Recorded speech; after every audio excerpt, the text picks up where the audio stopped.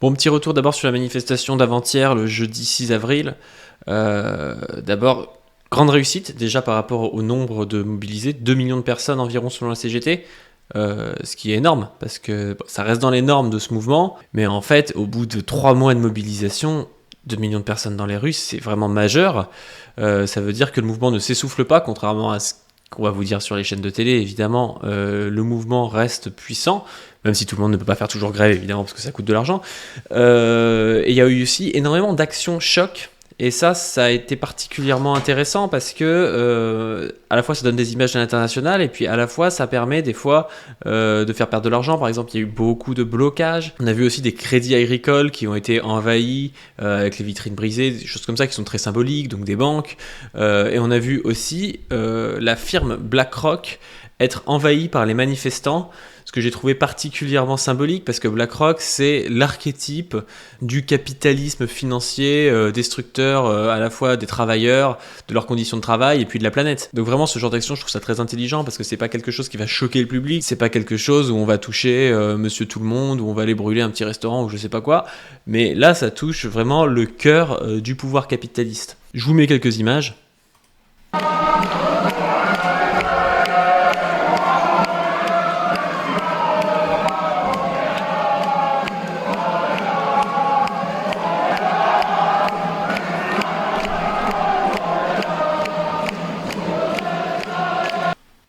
Au-delà de ça, et ce pourquoi je fais cette vidéo, il y a une déclaration qui a fait beaucoup parler de la part de Sophie Binet, qui est le refus de répondre aux questions de CNews. Je vous mets l'extrait. En quoi cette nouvelle journée de mobilisation va changer la donne ? Elle va changer la donne parce que elle montre que non mais moi je souhaite pas répondre à CNews. Et pourquoi ? Parce que en fait je vais pas sur vos plateaux. Oui, mais là c'est pour s'exprimer devant tous les Français. Vous pouvez nous donner vos revendications ? Eh ben non. Voilà, donc moi vous choisissez les médias à qui vous vous adressez ? Je m'adresse à tous les médias qui garantissent une liberté d'expression et une pluralité. Donc voilà, Sophie Binet qui refuse de s'adresser à CNews en disant « Je m'adresse à tous les médias qui garantissent la liberté d'expression et la pluralité ». Et ça renvoie au fait que CNews, c'est le média qui donne le plus la parole à l'extrême droite, le grand média qui donne le plus la parole à l'extrême droite. Il s'était déjà fait épingler par le CSA, en disant par exemple qu'ils avaient interviewé 1 minute Marine Le Pen alors qu'en fait ils avaient interviewé 1 heure Marine Le Pen ou des choses du genre. Il y a un petit document fait par Quotidien qui montre ça assez bien. Sur CNews, au mois de mai, avec ses presque 11 heures d'antenne, Éric Zemmour écrase tout. Voici le reste du podium. Jean-Luc Mélenchon et Emmanuel Macron parlent 3 fois moins autour de 3 heures chacun. Sur CNews, Éric Zemmour a donc parlé bien plus que tous ses concurrents réunis. La mise en demeure de CNews pour manquement à ses obligations en matière de pluralisme politique. CNews a déclaré 7 minutes de temps de parole pour le RN. Temps réel, 1 heure. Selon Libé, 36% des invités politiques de CNews depuis 1 an sont d'extrême droite. Donc voilà, j'imagine que je vous apprends rien, mais CNews, c'est la chaîne de Bolloré qui suit le plan de Bolloré qui est de remettre à l'avant une droite réactionnaire et libérale. En gros, une extrême droite, quoi. Et on peut dire que ça fonctionne plutôt bien. Alors, la question qu'on peut se poser, parce qu'on a eu pas mal de dissensions avec d'autres personnes autour de ça, c'est est-ce que Sophie Binet a bien fait ? Parce que moi je vous parle des fois de gauchisme, je vous en ai parlé dans une vidéo sur ma chaîne principale qui s'appelle Gauchisme, vote utile, à qui la faute ? Je vous la mets en description. Et en gros, quand on parle de gauchisme en politique, ça renvoie à Lénine, qui parlait dans son petit opuscule Le gauchisme, la maladie infantile du communisme. En gros, de militants qui refusent parfois la participation dans certains lieux, par exemple le Parlement ou dans certaines assemblées générales, parce que ils considèrent que celle-ci est trop à droite, et donc comme eux, ils se disent plus à gauche en gros que tout le monde, ils ne veulent pas participer à ça. C'est une posture un peu de pureté militante, et Lénine dit que c'est dommage parce que s'il y a un Parlement avec pas mal de gens à droite, mais qu'on peut faire passer des idées à travers ce Parlement, des idées qui sont communistes, il faut y aller et essayer de convaincre un maximum pour ramener des gens vers la gauche.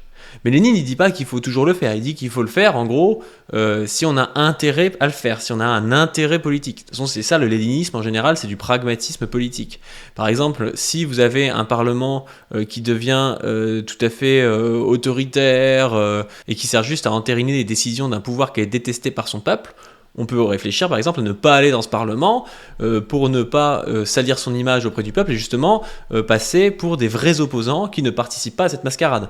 Donc la question du gauchisme se trouve là et on doit se dire est-ce que j'ai intérêt ou non à parler sur tel média, est-ce que j'ai intérêt ou non à faire ci ou ça, et pas le refuser juste par idéalisme en disant je refuse toujours de parler avec des gens de droite. Et là la question c'est est-ce que Sophie Binet a bien fait politiquement de faire ça ? Et là, il y a plusieurs avis. Alors, je vous lis l'avis de Jimmy Defoy qui avait répondu sur Twitter. D'ailleurs, Jimmy Defoy qui est quelqu'un que j'aime bien, mais là, j'étais pas d'accord avec lui. Et Jimmy disait « C'est catastrophique comme prise de position. Qu'on aime ou pas CNews, ça reste un gros média. Il y a une bataille culturelle à gagner. Donc, s'enfermer sur des médias qui sont suivis par des gens qui pensent comme nous revient à ne convaincre personne. » Donc, moi, je comprends tout à fait ce qu'il veut dire et ça revient un peu à ce que je disais avec Lénine. C'est si on peut y aller et convaincre, ça peut être bien. Mais moi, je trouve qu'il y a une chose auquel il faut penser, c'est que Sophie Binet, c'est la dirigeante de la CGT. En tant que dirigeante de la CGT, elle a accès quand même à beaucoup de plateaux, surtout actuellement pour le mouvement social. Si elle demande à Quotidien, si elle demande à TF1, si elle demande à France 2 d'aller sur leur plateau pour faire une déclaration, je pense qu'ils vont dire oui. Donc elle n'est pas dans le même rapport de force qu'un petit groupuscule dont parle Lénine implicitement, c'est-à-dire si vous avez un petit parti communiste avec 1000 personnes et que vous avez accès au plateau de CNews, il faut y aller, c'est évident. Si Anas Kazib est invité par CNews, il doit y aller. Elle, c'est pas pareil parce que ce qu'elle va pas dire sur CNews, elle va le dire autre part et de toute façon CNews va le reprendre en commentant ce qu'elle a dit parce qu'actuellement les projecteurs sont braqués sur elle. Donc en fait elle n'a pas besoin de la puissance médiatique de CNews parce qu'elle peut avoir toutes les autres puissances médiatiques si elle le veut. Et je trouve qu'en refusant d'aller sur CNews, elle permet à certaines personnes de se poser des questions, c'est pourquoi est-ce qu'elle rejette CNews. Donc elle renvoie CNews dans un coin et elle peut faire réfléchir les gens par rapport à ça et surtout elle développe un discours qui se différencie de celui de Pierre Berger, ce qui est très important pour la CGT, un discours qui est en opposition avec l'élite politico-médiatique de droite. Et ça, c'est pas mal, parce qu'en ce moment, il y a une défiance extrême envers le gouvernement et l'élite politico-médiatique qui fait sa propagande. Et donc, se placer comme étant quelqu'un qui ne va pas se soumettre à cette élite, ça peut être intéressant pour se retrouver avec une CGT qui est sur des positions plus radicales que la CFDT et attirer tous les gens qui sont en conflit avec le gouvernement. Donc moi je trouve que c'est quand même plutôt bien joué pour ces raisons-là. Parce que de toute façon, elle peut parler sur n'importe quelle chaîne, donc c'est pas très grave qu'elle s'empêche de parler sur CNews. Et à la fois, elle se différencie de Berger et elle montre une nouvelle ligne qui continue la démarche qu'avait eue au congrès de la CGT, c'est-à-dire de ne pas rester dans la roue de la CFDT. Elle dit, bon regardez, Pierre Berger lui va aller sur CNews, moi je ne vais pas y aller. Donc ça donne deux positions politiques différentes, avec un surplus de radicalité pour la CGT, donc c'est plutôt bien joué.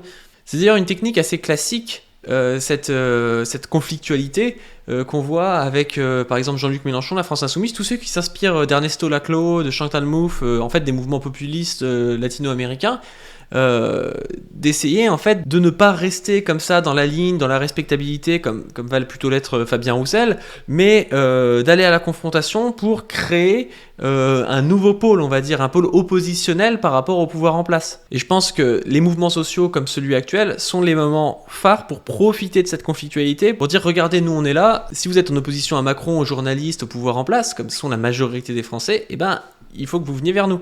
Bref, ça reste pas une question évidente, je comprends que les avis divergent, peut-être que l'avenir nous donnera raison ou non à Sophie Binet. En tout cas, vous pouvez me dire ce que vous en pensez vous en commentaire, ça m'intéresse.